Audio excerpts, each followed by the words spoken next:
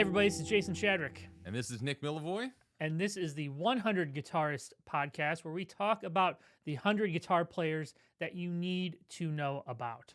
So this week, Nick, we're talking about the one and only Alex Lifeson, That's right. and I brought my passport because we're going to Canada. Yeah, we are. But before we do that, we want to tell everybody to get at us. Drop us the line at 100-100-guitarists at premierguitar.com, or text us or give us a phone call at 319-423-9734. I want to tell everybody that that phone number does not ring anywhere, so call us at any hour and we will not answer, and you can leave us a voicemail. Before we get to talking about Alex Lifeson, we got to talk about today's sponsor, ToneSpeak. ToneSpeak offers a complete line of high-quality guitar and bass speakers. They're built by hand in St. Paul, Minnesota by the Misco Speaker Company, who have been manufacturing loudspeakers for 75 years. Their guitar speakers are designed for tone chasers who want British or American voice speakers, and they are the speaker of choice for Robin Ford, who uses them in his Little Walter 2x12 cabinets, and they can be found in different amps by manufacturers such as Tyler Amps, Third Power Amps, and more. The bass guitar speakers incorporate lightweight stamp steel frames, enhances portability by eliminating excess weight, and delivers exceptional high end through the lower inductance motor design. You can find ToneSpeak products at Guitar Center, Musician's Friend, Parts Express, and other authorized dealers. So head on over to the website at tonespeak.com. So thank you, ToneSpeak. There you go, for sponsoring today's episode. All right, so today we're talking about Alex Lifeson, like we said. Jason, do you remember the first Rush record that you heard? Yes, it was the greatest hits that I got through Columbia House for probably 5 cents and then probably never paid for. Yeah. Yeah, it was just, they were another one of these bands that I'd heard the name, I'd heard Limelight, didn't know much else about them. But as I started reading guitar magazines and I saw their name popping up all the time, Columbia House thing came in the mail. I was like, boom, I'm getting a Rush album. Yeah. And it was greatest hits, whatever, volume 1. And that had all of them on it. For me, it was I bought a copy of Moving Pictures at The Wall. Remember The Wall? Did you have that? The Wall? The No. Wall was the name of a chain, like a mall. Like mall a Sam Goody record or store, something? Like a Sam Goody. Yeah. Like Oh, yeah, we had Sam Goody like normal people. The Wall later became FYE, I think. And The Wall, Okay. there was a sticker. You got a sticker with every Wall purchase that you put on your album. And if it ever got scratched, it was a lifetime guarantee if you had that sticker. If it ever got scratched, damaged, whatever, you could take it and replace it at The Wall. So that was kind of a nice guarantee. But the funny thing was you could just put the sticker on the CD case and then flip it out if you ever scratch one of your CDs. Sounds like a cult to me. Yeah, it was pretty... I mean, it was a mall store, but it didn't last, so it probably wasn't the best idea. Yeah, they ran out of stickers. But yeah, I got Replacing everybody's yeah, records. Jeez. I got Moving Pictures, and for me, that was Tom Sawyer. That was where it started. Just track 1. Well, we're gonna get to it, but Moving Pictures was a seminal album in my Rush fandom, and also played into some Premier Guitar lore, which we will talk about Can't wait to hear about that. later on. So I want to start by talking about the way that Alex Lifeson evolved over the course of his career. I think that more than most other guitar players that were, in general, that we're talking about, that are just guitar players in general, over the course of Rush's career, he changed the way he played, maybe more than anybody else. Not or among the most. Would you agree with that? Yeah, it's funny because we had him on Shiflet's Shred with Shifty show last year, and I remember Chris and I talking before we interviewed him that I don't hear a lot of blues in his playing, but all of his prime influences were pretty straight up blues rock players, especially coming up in the late 60s.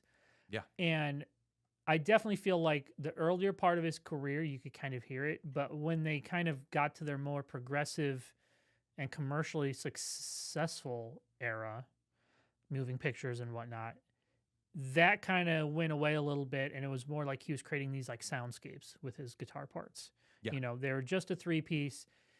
They weren't necessarily coming out of the Hendrix or Cream mold of what a three piece band should sound like, and he just needed more. He needed more effects and used them well, and he needed to create parts that kind of um, fit with what type of music they were writing. And I think that's when the real prime blues influences kind of went to the side for a while.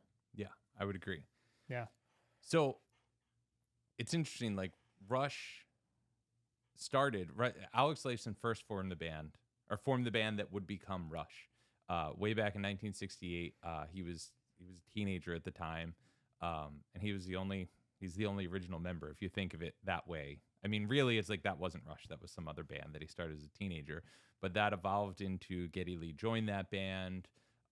They were playing rock covers, started writing tunes. In 1974, so it's a while later, they released their debut, which was called Rush, and that was with drummer John Rutsey, and that's the album that includes Working Man. And when I'm thinking about like the evolution of Lifeson, I'm thinking about starting with Working Man, and Working Man has this like bluesy, dirty guitar playing that's in line with 1974 hard rock music, right?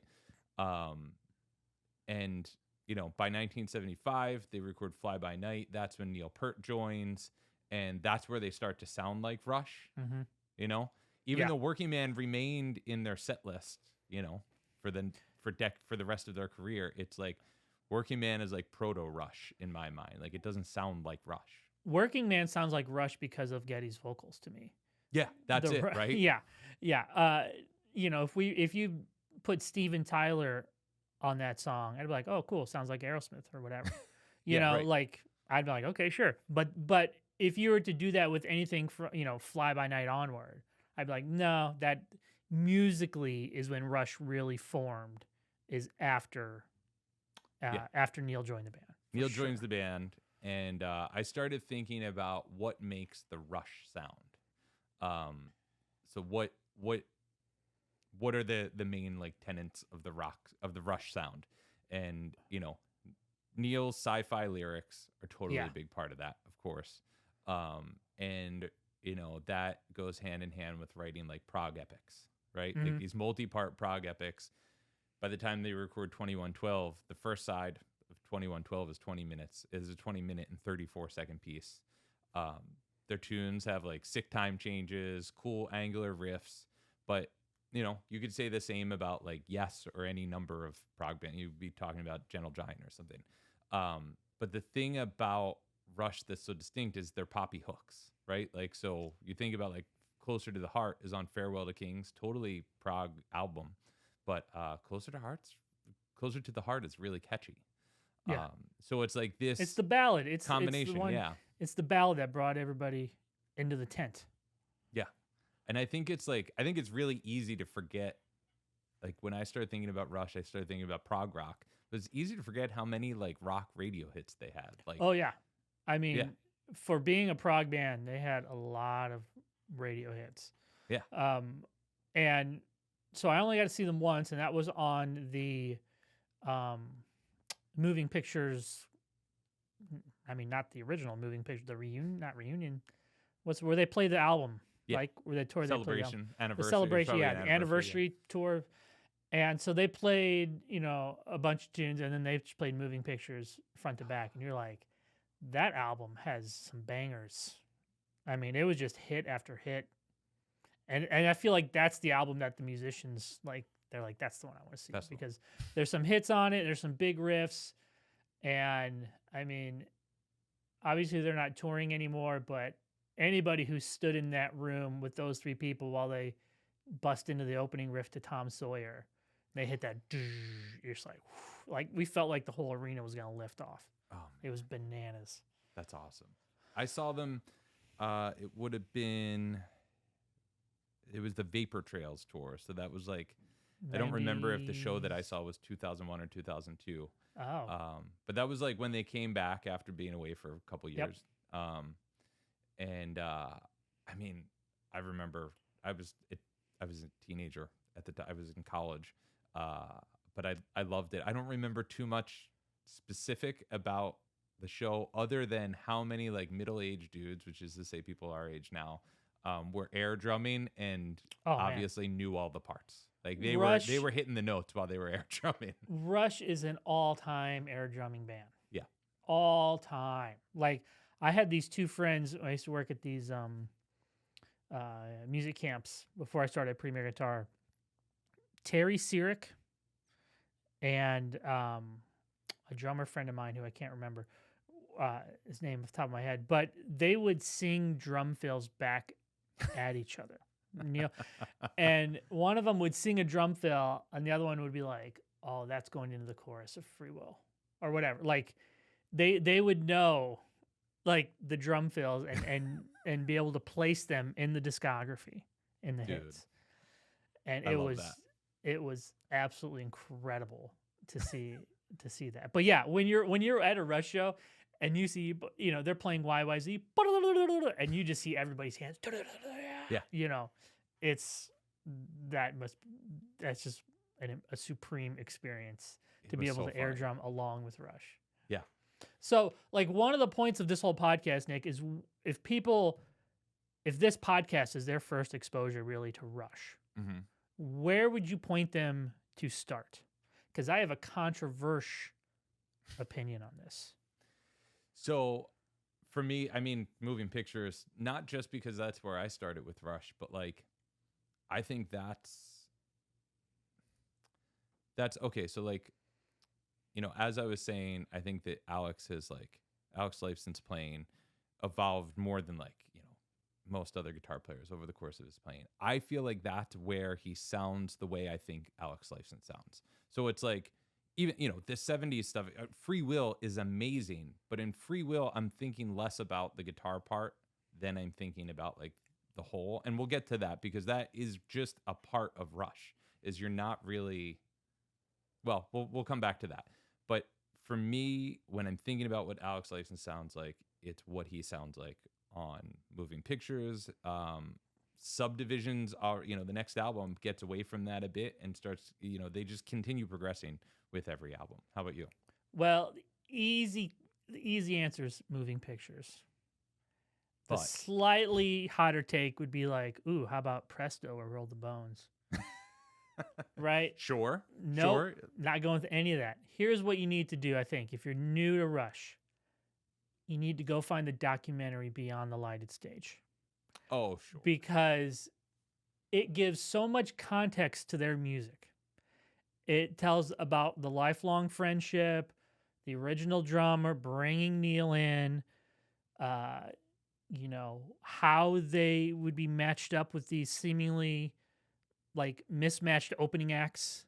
You know, they'd be out on the road with, I don't know, Kiss or whatever. Yeah. And AC/DC opened for Rush at one point. You know, so you kind of get that story. You kind of see the ups and downs commercially, how Alex wasn't happy during the keyboard era.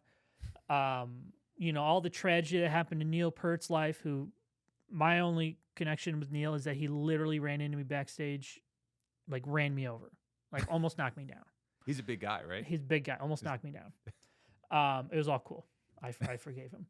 But that paints a pretty complete, and also how funny they are. That's the thing that doesn't come across in their music, is their sheer, like, unrelenting humor. Yeah. You know, and it's a very warm documentary. It is. It's so good. And then, you know, it ends with them sitting at this restaurant, just the three of them, like looking around like, holy shit. Like, can you believe all this stuff we've done? You know what I mean?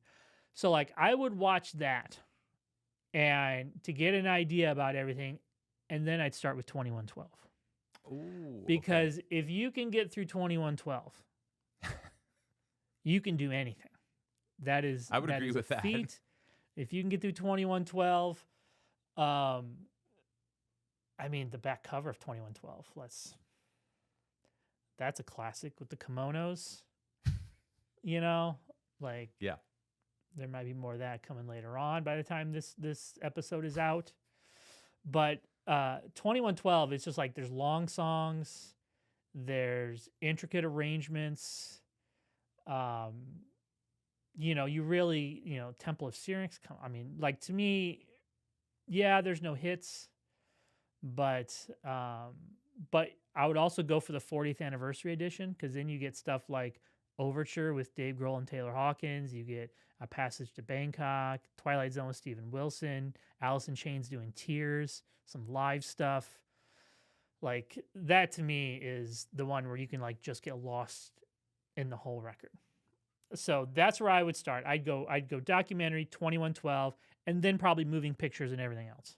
I'm going to admit that 2112 is a little bit strong for my personal Rush tastes, and I didn't realize how much of a prog guy you are until right now. Huh. That is 2112 isn't a deep cut. It was a huge album, but that is really, really in the prog zone.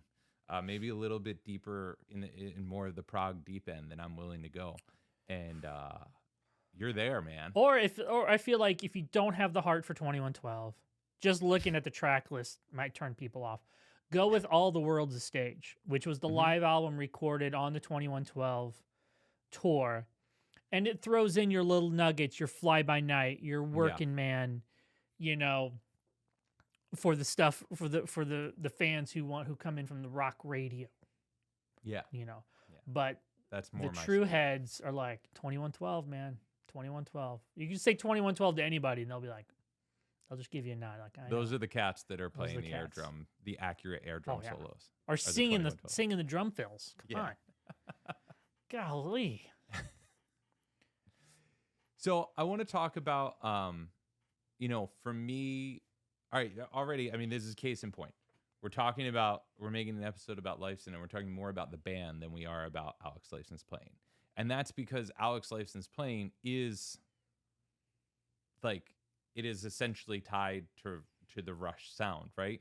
He is like, I think, and correct me, or this is just my thought here, is that like Lifeson is a bridge between two people who are playing a whole lot of notes, right?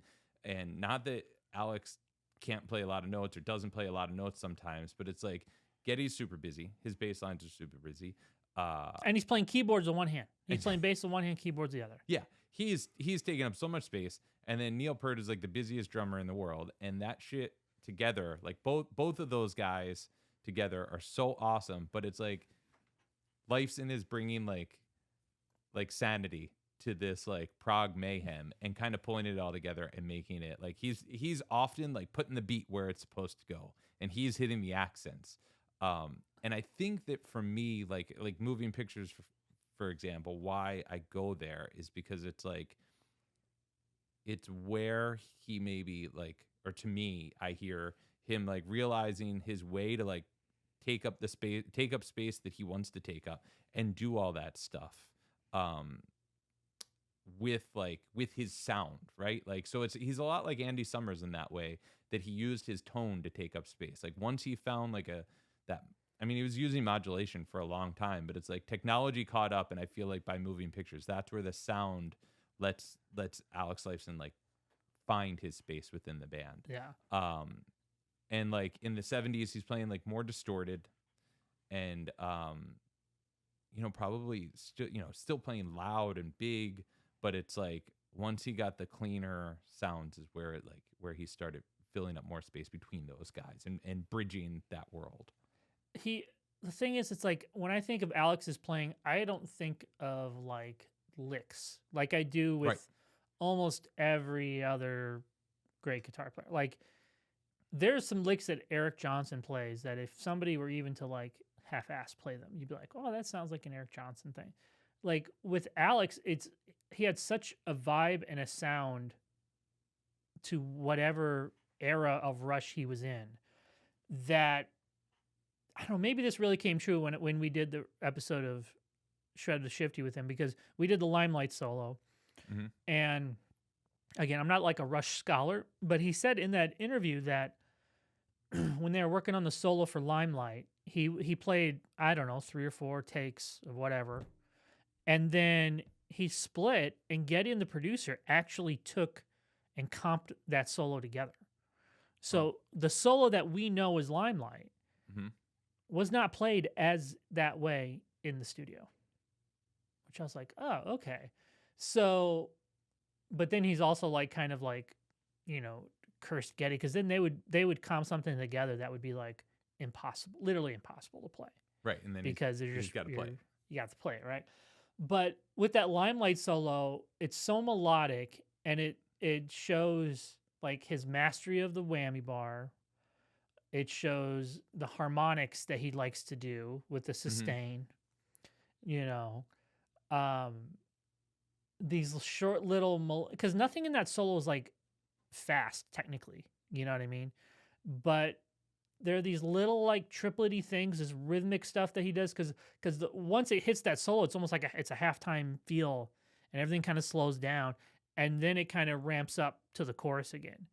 Yeah. And that to me was like such a perfect encapsulation of Alex's style, where it wasn't pedal to the metal rock licks all the time, which was kind of what was popular at that time, that he was kind of taking a right turn from that. And it really had him focus on, this is going to be a complete scene change. We're going to do this thing. We're going to play melodically, and then we're going to go right into the chorus and out.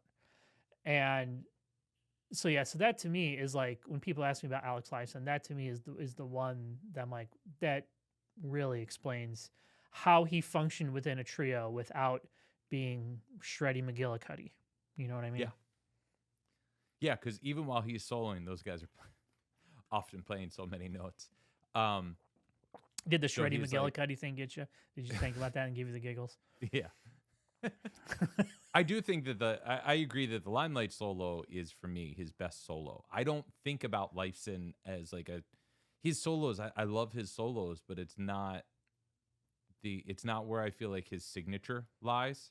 You know what I mean? Like for Mhm. me, I think about his parts and his sound and his chords, and just like Andy Summers. But he is more of a soloist in that way. And yeah, I think the Limelight solo, it's almost like when he plays like a big solo like Limelight, or he plays a great solo on Tom Sawyer, Mhm. like on those tunes, it's like I remember. I'm like, oh right, Alex Lifeson is a great solo player. But it's like he's not putting it out there that much, and he's not playing a million notes. He just plays like the right stuff in a really cool way. Like he has great dynamics, he has great timbre. You know, his attack is really cool. What influences do you hear when you hear him play? Oh, that's a great question. There's one I hear. It's not his only influence, but going back to that Limelight solo, there's one prime influence I hear. Who's that? Jeff Beck. Oh, yeah, I would hear. Yeah, You know, especially in his whammy bar stuff. Mm-hmm. Like it's so melodic and precise, and that, but I don't hear like, I don't hear like, oh, I could hear maybe he got that from Hendrix or from Clapton. Like, I don't hear any of that. I know they're No. there. He said they're there. He Gotta said be it to there, me yeah. directly. They're there. I don't hear them, which I think is probably the sign of a well internalized influence. Yeah. You know. So there is a Premier Guitar Rig rundown. Yes. You didn't host it, but No, did but I you was shoot there. it? Yeah. You were there? Mm-hmm. Yep. Yeah. 4 of us went up there. I remember we didn't. Keys was setting it up. He's going back and forth, and it was going to be like our first real big name band Mm-hmm. that we were gonna do a rig rundown with. Not that we hadn't done before, but like as far as just like A-list huge bands, rig rundowns all of us collectively wanted to do. That was one of the very first ones. And we didn't get word until that day that it was happening. Oh, wow. And so we come into the office, normal, whatever Tuesday it was. And Chris, you know, I don't know, 9:30 that morning gets and this would happen occasionally. We'd come into work on a Tuesday not knowing that that night we would be on stage at the United Center looking over Alex Lifeson's gear. Like that was it was in Chicago at the United Center.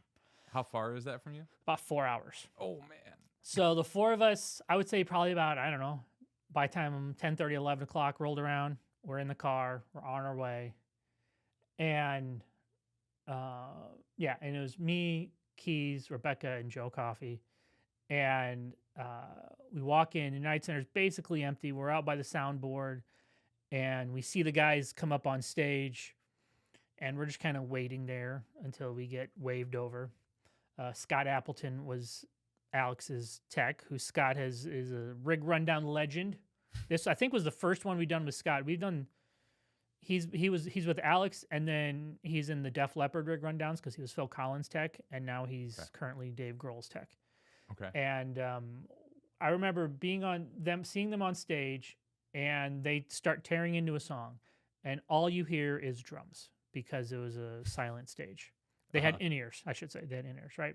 So all you hear is drums, and you're like, okay, I know exactly what song this is. And we're standing behind the soundboard, and the sound guy at the soundboard had these two little, like, almost like desktop monitors, right? And we could hear the music coming out of these monitors. And then we just see him, like, with his hands go like this, just like zoop. And then all of a sudden the sound comes up in the mains. And you're like, and they were playing Limelight. And it was just like, whoa. And the four of us just like look at each other, like eyes like this big, like, holy cow, right? And so they played 2 or 3 tunes. This is on the Moving Pictures tour. And then we get waved over, we go side stage. And, you know, as you can see in the rig rundown, you know, we saw all the, he had the white 335. He had all the classic stuff. He had a Bradshaw switching system. He's in Kettner amps. You know, all the stuff that was common for him at that time. We didn't get a chance to go over all of Getty's gear. We never got that chance. But I know we had tried on subsequent tours to get that lined up, and it never kind of worked out. But so then we're like, well, do we stay for the show? Do we stay for the show? And we're all like, yeah, we're staying for the show, right? Because you gotta remember, we're 4 hours up there. Probably takes 3 to 4 hours to do what we have to do there. Then we stay for the show, and then right from the show we're driving back. We got home about at least 3 or 4 in the morning. Oof. And then we just rolled into the office the next day.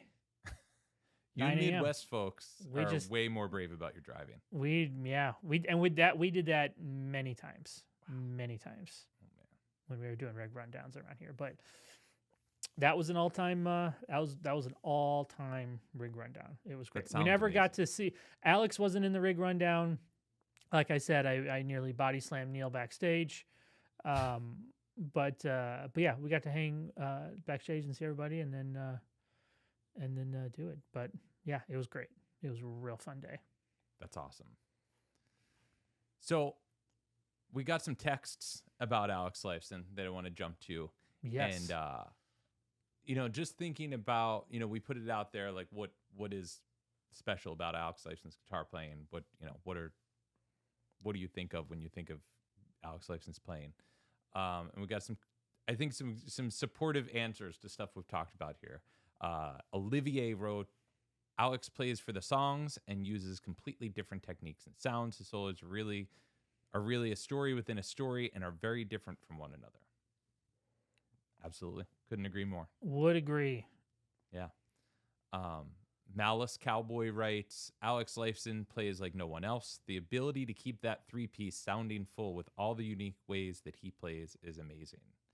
And that's it, man. That's like the fact that Rush is a trio and is always a trio. And, you know, and Alex is like filling up the space that he is with all the sonic and harmonic knowledge. You know, one of the best out there. One of the best at creating chords is open strings. Yeah. Mm-hmm. Yeah. All-timer.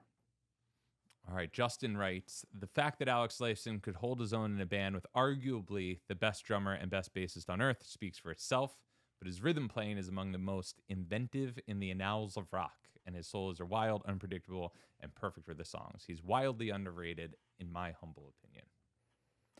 I mean, yeah. I mean, he's literally a rock and roll Hall of Famer. Also, special shout out to his Rock and Roll Hall of Fame acceptance speech. Oh, you've seen that? No. You're kidding. You've I'm not seen that? I have not seen it. Where he just goes blah blah blah blah blah blah blah blah blah blah blah for like 4 minutes straight. Really?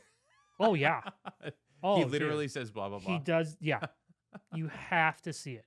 And again, go to the Shred with Shifty episode where he gives you the backstory behind all that. How like Neil was pissed. Oh no. Neil was like staring because he's up front. Neil and Getty are behind him at the podium, right? And Alex is committing and he is going for this gag. And you just see Neil like, but he's like, Neil was just staring daggers through the back of my head. And then like Neil's really upset, like, real upset about it. But he wasn't seeing it from the perspective that we would see it, right? Yeah. So then Alex says the next day after Neil watched it, he like, I owe you a huge apology. This actually was really, really great. I mean, it's the most memorable Rock and Roll Hall of Fame acceptance speech of all time. I can't believe I've never seen this. Oh, dude, it's so good. But you got to think he keeps going and going and going and going. Well, there's something that you and I know, and some fans of any deep fan of Rush is going to know, is that Alex does have a great sense of humor, and no better place to find out about that than on his appearances on the Trailer Park Boys. Bubbles, him and Bubbles, man. We need to get Bubbles to call in. I know, we tried really hard.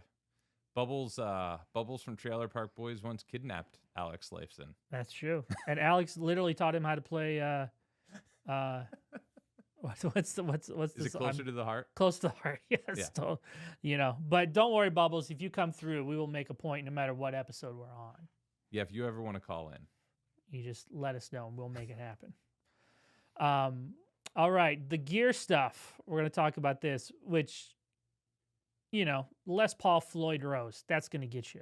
That's what I think of when I think about his guitar, right? Yeah. And but more so really the 335 with. I think about the white 335 as well, but to me that's like vintage Rush. Yeah, and, that's a different thing. In the 90s, he had his PRS era, which I think he still does play some of that. Like I said, in the rig right now, he plays the Hughes and Kettner triamps. But now he has his own line of signature gear. He has the Lerxst amp, which I believe is made by Mojo Tone. And we saw that at NAMM this year. Yep. It's very cool looking. The Godin signature guitars, the Lerxst. Which is like a white Strat style. Yep. With Vega trim on it. And then he also has the Lerxst pedal, the By-Tour, which for all the heads will know that that's from the song By-Tour and the Snow Dog. Oh, man. That's right in there in the prog deep end. I'm telling you, man. By-Tour and the Snow Dog. The Lerxst By-Tour. Right? Which is on that track. By-Tour and the Snow Dog is on All the World's a Stage. So bring that around. I will say that is a great Alex Lifeson's guitar solo. Oh yeah, slam it. So if I was to join a Rush cover band, tribute band, I would go Les Paul with Floyd through through a Hughes and Kettner, lots of gain, but I made sure I had plenty of modulation, delay, reverb on there. And I'd put a sustainer pickup. Yeah. I'd get one of those Lerxst. I'd get a Strat style guitar with a sustainer pickup and a Floyd Rose. Yeah. And a Floyd Rose.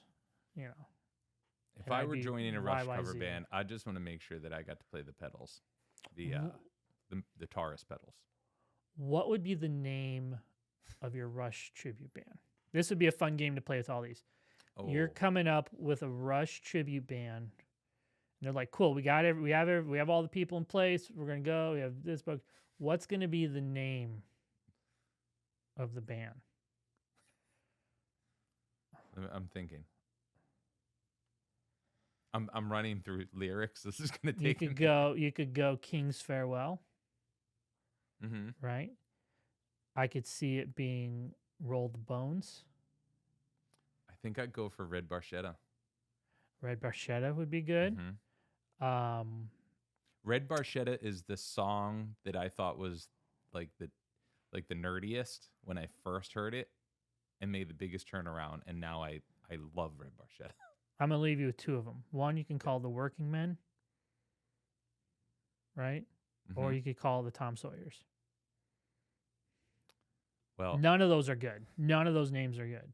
I mean, I would love it. If anybody has a name for a good Rush tribute band. I'm slightly obsessed with good names of tribute, I like this. clever names of tribute bands. Yeah, send us in your Rush tribute band names, and we'll read some of the best ones. That would be great. Well, we would like to thank ToneSpeak for sponsoring Yes. this episode. If you have thoughts when you want to hit us with your Rush cover band or any cover band for that matter, you want to let us know your names, get at us. 100 guitarists, 100 guitarists at premierguitar.com. Or you can call or text 319-423-9734. There we go. All right. This is Jason Shadrick and Nick Melvoy, and we will see you next week.